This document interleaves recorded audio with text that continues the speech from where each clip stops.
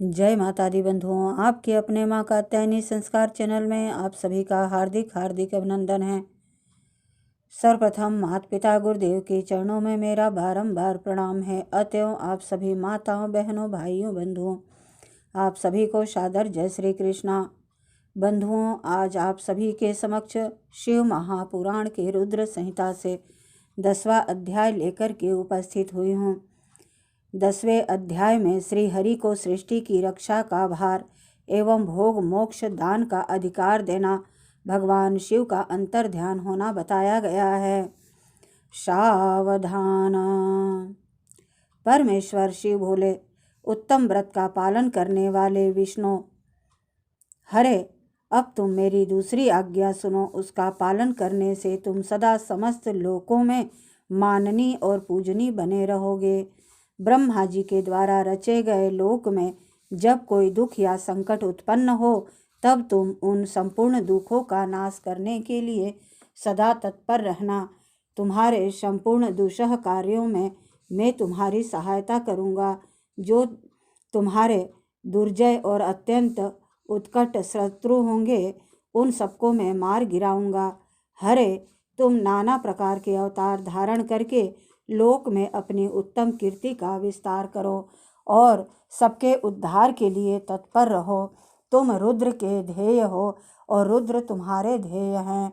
तुम में और रुद्र में कुछ भी अंतर नहीं है। जो मनुष्य रुद्र का भक्त होकर तुम्हारी निंदा करेगा, उसका सारा पुण्य तत्काल भस्म हो जाएगा। पुरुषोत्तम विष्णु तुमसे द्वेष करने के कारण मेरी आज्ञा से उसको नरक में गिरना पड़ेगा। यह बात सत्य है, इसमें संशय नहीं है। तुम इस लोक में मनुष्यों के लिए विशेषतः भोग और मोक्ष प्रदान करने वाले और भक्तों के ध्येय तथा पूज्य होकर प्राणियों का निग्रह और अनुग्रह करो। ऐसा कहकर भगवान शिव ने मेरा हाथ पकड़ लिया और श्री विष्णु को सौंपकर उनसे कहा, तुम संकट के समय सदा इनकी सहायता करते रहना।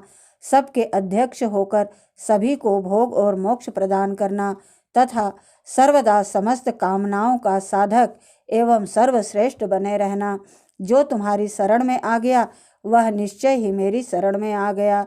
जो मुझ में और तुम में अंतर समझता है, वह अवश्य नरक में गिरता है। ब्रह्मा जी कहते हैं, देवर्षि, भगवान शिव का यह वचन सुनकर मेरे साथ भगवान विष्णु ने सबको वश में करने वाले विश्वनाथ को प्रणाम करके मंद स्वर में कहा। श्री विष्णु जी बोले, करुणा सिंधो जगन्नाथ शंकर, मेरी यह बात सुनिए। मैं आपकी आज्ञा के अधीन रहकर यह सब कुछ करूँगा। स्वामिन, जो मेरा भक्त होकर आपकी निंदा करे, उसे आप निश्चय ही नरकवास प्रदान करें।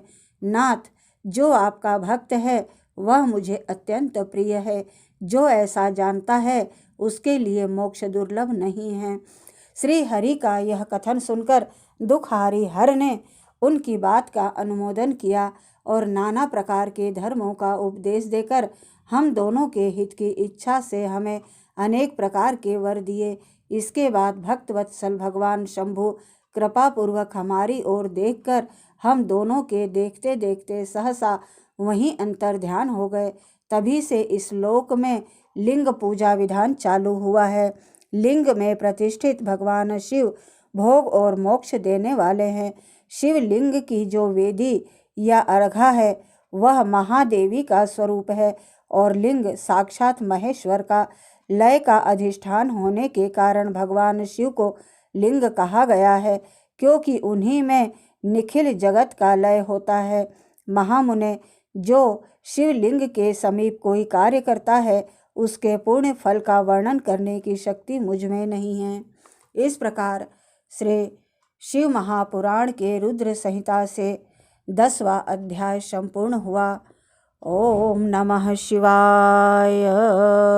बंधुओं, यदि मेरा यह प्रयास आपको अच्छा लगे तो प्लीज़ लाइक, शेयर व सब्सक्राइब अवश्य करें। धन्यवाद।